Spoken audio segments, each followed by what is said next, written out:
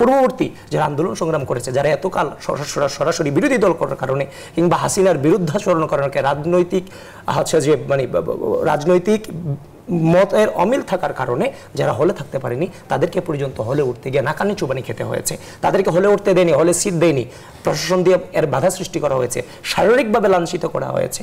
আমি নিজে সাক্ষী জসিমউদ্দিন হলে, আমি জসিমউদ্দিন হলে গিয়ে এক ছেলেকে উঠাই দেওয়ার গিয়ে আমি বলেছি তুমি থাকো, তোমার জায়গা নাই, তুমি থাকো।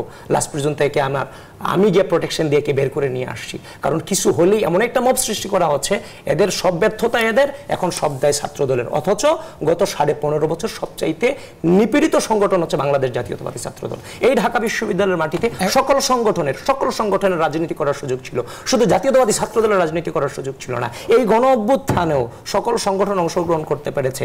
আমরা যখন অংশগ্রহণ করতে গেছি, ফ্রন্টলাইনার হওয়ার চেষ্টা করেছি ডে 1 থেকে 5 জুন থেকে, তখন আমাদেরকে বিভিন্ন সাংবাদিক দিয়ে আমাদেরকে বাধা সৃষ্টি করা হয়েছে। আমার নেতৃত্বকে ফোন দিয়ে বলা হয়েছে আপনারা কি লিড চান নাকি সফলতা চান, ওয়ান কাইন্ড অফ সাংবাদিকের ভাষা এগুলো থ্রেড, এগুলো তো বিহাইন্ড দ্য সিনে আছে। এই গণ অভ্যুত্থানে জাতীয়তাবাদী ছাত্রদলের অবদান অনস্বীকার্য। এই গণ অভ্যুত্থানে 14 তারিখ রাতে রাজু ভাস্কর্য থেকে হাসিনাকে স্বৈরাচার শব্দে গোটা বাংলাদেশে প্রতিষ্ঠিত করেছে জাতীয়তাবাদী ছাত্রদল।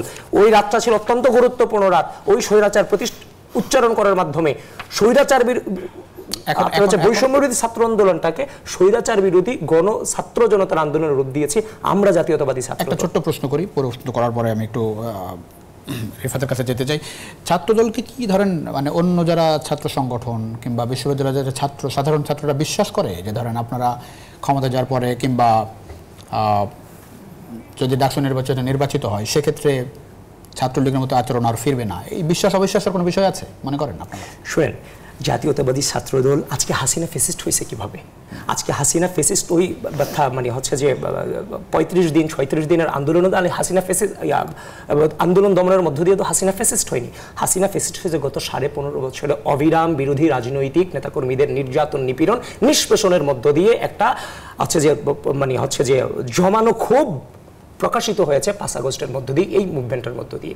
তো আমাদের উপরে নির্যাতন নিপীড়ন নিষ্পেষণের মধ্য দিয়ে হাসিনা ফেসিস্ট হওয়ার পরে এখন ওই ছাত্রলীগ যা আর ছাত্রদল তা বলে দিবেন, এটা তো আমাদের উপর পরিকল্পিত জুলুম ছাড়া কিছু নয়। 5 আগস্ট পরবর্তী সময়টাতে আমরা অনেক হিসাব নিকাশ করে চলাফেরা করি, কারণ আমরা মজলুমের পরিস্থিতিটা কীরকম থাকে, নির্যাতন নিপীড়ন যদি আপনি কাউকে করেন ওই 5টার বিপরীত 5টার অবস্থা কীরকম থাকে আমরা এগুলোর ভুক্তভোগী, আমরা এগুলোকে জানি, আমরা এগুলোকে বুঝি বলি আমাদের আচরণে 100% পরিবর্তন এসেছে। এবং আমি বিশ্বাস করি ঢাকা বিশ্ববিদ্যালয়ের মাটিতে যদি ডাকসু নির্বাচন হয়, জাতীয়তাবাদী ছাত্রদল ওই 90-এর যে ডাকসু আছে ওইটার মতো করেই জাতীয়তাবাদী ছাত্রদল অনেক গুণা পদে জয়ী হয়ে আসবে। কিন্তু সেই ডাকসু হওয়ার আগে অবশ্যই সংস্কার হতে হবে।